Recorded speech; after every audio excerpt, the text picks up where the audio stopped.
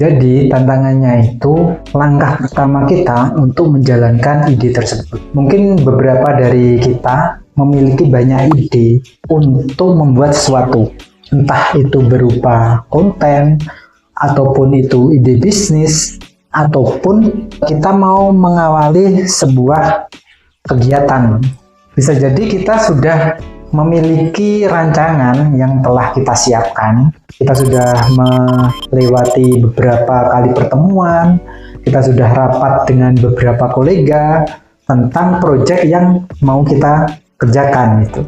Tidak semua orang itu mampu untuk mengeksekusinya dengan baik gitu. Jadi di sini kami akan sharing terkait dengan salah satu proyek. Itu adalah proyek untuk membangun sebuah channel yang dimana itu akan menyajikan konten audiobook. Konten audiobook ini dimaksudkan untuk memfasilitasi teman-teman yang di situ tidak suka membaca. Kemudian dia lebih dominan memahami sesuatu dengan mendengarkan. Dalam video ini akan kami uraikan langkah-langkah yang akan kami kerjakan untuk membangun channel berikut ini. Untuk nama channel yang kami sepakati itu adalah Bukuku. Jadi target audiens dari channel ini adalah orang-orang yang tidak suka baca, tidak punya waktu untuk membaca,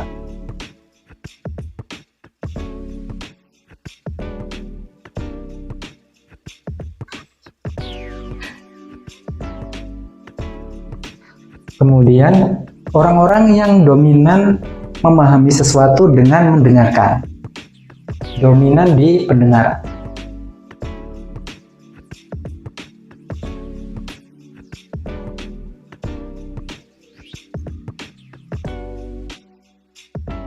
Nah, ini target audiens dari channel Bukuku. Nah, kemudian bagaimanakah tahapan-tahapan yang nanti akan kami kerjakan? Langkah pertama, kami akan memilih buku yang akan kami review.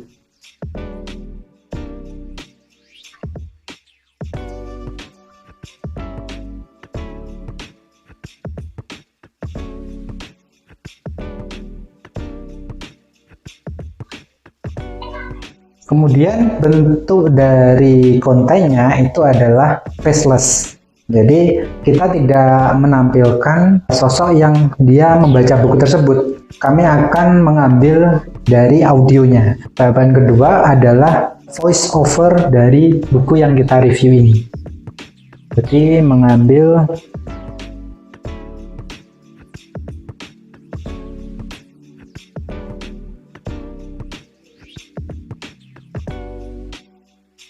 kemudian tahap ketiga, kami akan melakukan editing. Jadi tahap ketiga ini editing. Proses editing ini kami akan membagi jadi dua tahap. Pertama adalah editing yang typo. Jadi kan biasanya kan kalau kita membaca itu kan ada kata-kata yang itu tidak tepat gitu, atau artikulasi yang disampaikan oleh pembaca itu tidak jelas gitu, sehingga di sini ada editing untuk typo. Nah, typo di sini typo suaranya gitu.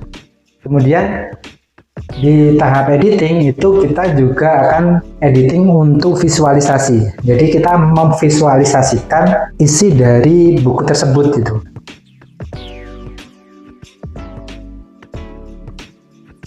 Ini untuk tahap editing. Kemudian tahap keempat, setelah pembenaran untuk typo sama visualisasinya sudah siap, kemudian kami akan memberikan subtitle. Nah, kenapa kami harus menyediakan subtitle? Karena agar visualisasi kemudian juga isi dari buku itu lebih semakin mudah untuk difahami oleh audiens kita. Kita juga harus menyajikan visualisasi yang itu enak untuk audiens. Nah, untuk peralatan yang kita gunakan dalam proyek ini, yang pertama itu adalah HP, kemudian clip on, yang ketiga tripod.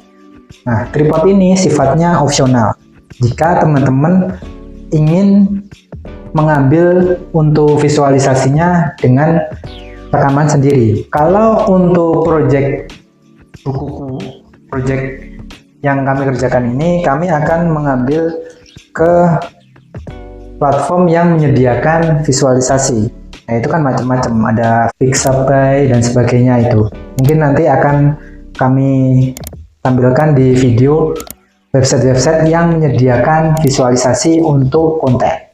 Nah, untuk clip on, kami menggunakan clip on ini. Nah, ini modalnya ya sekitar 90-an lah, itu sudah dapat clip on yang seperti ini. Kemudian untuk HP, kami menggunakan di sini ada dua device, ada Poco sama ada Infinix.